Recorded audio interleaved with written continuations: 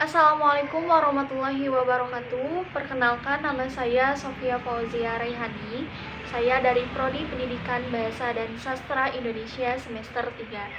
Pada kesempatan kali ini saya akan memaparkan laporan dari hasil baca teks drama, yang dimana ini merupakan salah satu tugas dari mata kuliah apresiasi drama. Dosen pengampunya ialah Bapak Wahyudin, SPD. Langsung saja pada pemaparan laporan teks drama yang pertama, yaitu Lakon Anu, karya Arifin Syekh Nur. Ini temanya itu tentang kehidupan sosial, yang dimana tokohnya itu ada Azwar, Mortri, Sabar Teman Mortri, ada Entin, Titik, Seseorang, dan Salah Seorang. Mengenai alur atau plotnya, di sini merupakan alur maju.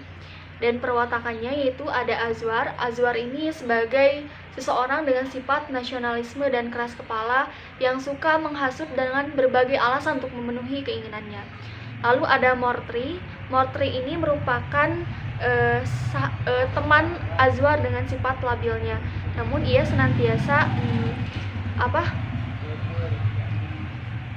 digambarkan sebagai seseorang yang emosional. Lalu ada Entin. Entin ini digambarkan sebagai seseorang yang memiliki sifat manja, penasaran yang tinggi, sehingga cenderung penasaran dan ingin tahu isi dan masalah pribadi setiap orang. Lalu ada Titik. Titik ini digambarkan sebagai istri Azwar yang tengah mengandung, yang tidak diperhatikan dan diterlantarkan oleh Azwar. Lalu ada Roni. Roni ini digambarkan sebagai buah hati dari pernikahan tokoh Titik dan Azwar yang sedang mengidap penyakit kuning. Lalu ada Seseorang. Seseorang ini digambarkan sebagai seseorang yang misterius, yang peduli dan suka menghasut Entin. Lalu yang terakhir ada Salah Seorang. Salah Seorang itu merupakan sekelompok orang yang gampang terpengaruh oleh suasana, dan ada juga beberapa yang berbaik hati. Nah, selanjutnya yaitu mengenai latar dan juga setting. Pada babak pertama itu, latar tempat yang digunakan itu dalam pementasan ini adalah di pinggir jalan, di sebuah trotoar. Latar waktu yang digunakan itu malam hari. Lalu pada babak kedua, latar tempat itu digunakan di sebuah kamar, suasananya hari.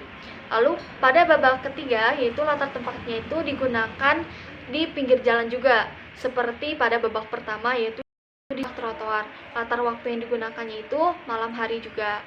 Nah, mengenai sudut pandangnya, di sini pengarang naskah menggunakan sudut pandang orang ketiga, yaitu tidak menggunakan aku ya. Lalu pada gaya bahasa yang digunakan adalah bahasa yang biasa digunakan dalam kehidupan sehari-hari, tidak menggunakan majas atau perumpamaan, sehingga cerita yang ada mudah untuk dipahami. Nah, sinopsisnya pada drama ini berisikan tentang seseorang yang mengemukakan kritiknya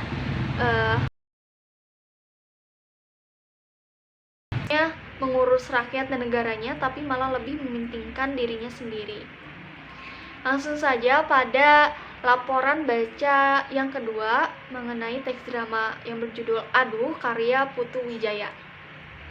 Di sini temanya itu mengenai tentang masalah kecil yang dibesar-besarkan dan juga keraguan-raguan yang besar yang pada akhirnya membuat mereka menyesal. Tokohnya itu yang pertama ada Rohayat, ada pengamen, ada orang asing, ada pekerja 1, pekerja 2, pekerja 3, pekerja 4, pekerja 5, dan pekerja 6. Alur atau plotnya itu alur maju ya. Di sini ada pemaparan dan eksposisi yang dimana yang pertama ada komplikasi, ada kompleks, lalu yang ketiga ada babak sebagai puncak kritis, yaitu pelarayan dan anti klimaks. Lalu ada perwatakan. Di sini perwatakannya itu ada yang pertama Rohayat. Rohayat itu orangnya polos, jujur, dan juga pemberani. Lalu ada si pengamen. Si pengamen ini sifatnya itu acuh dan dia itu merupakan salah seorang pemuda preman ya. Lalu ada orang asing. Di sini orang asing ini bersifat misterius, hanya bisa mengaduh saja. Lalu ada pekerja 1, orang itu percaya hal-hal gaib dan kurang serius. Lalu ada pekerja 2, orangnya itu berani tapi ceroboh. Lalu ada pekerja 3, yaitu orang itu telat mikir, memiliki sifat kemanusiaan yang kuat. Lalu yang keempat, pekerja 4, rajin dan gigih dalam bekerja. Pekerja 5, orangnya itu penakut, lalu kurang bertanggung jawab. Dan yang terakhir ada pekerja 6, orangnya itu pemarah dan kurang percaya. Nah, latar settingnya yang pertama adalah latar tempatnya tempat proyek bangunan yang belum selesai. Lalu latar waktunya yaitu sore hari menjelang malam.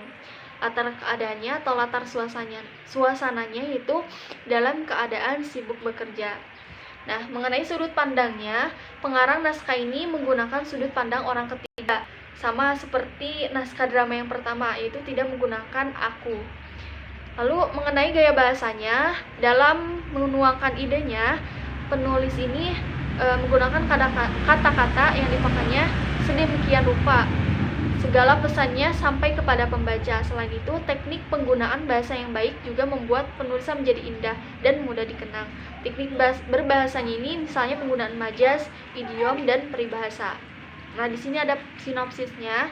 Sinopsisnya ini diawali dengan masuknya seorang pengantar cerita, yakni bernama Rohayat, yang sengaja datang dari kampung ke kota untuk menemui para wakil rakyat negeri ini.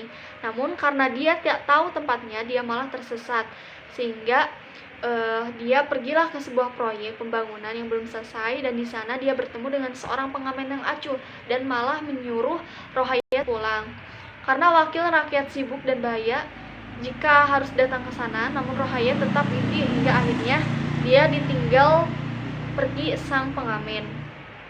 Hingga surat terakhir dia terkejut karena ternyata di kampung halamannya tengah terjadi tindak korupsi yang dilakukan pimpinan kabupaten atau bupatinya. Hingga akhirnya dia pun kembali pulang karena harus menyelesaikan kasusnya itu.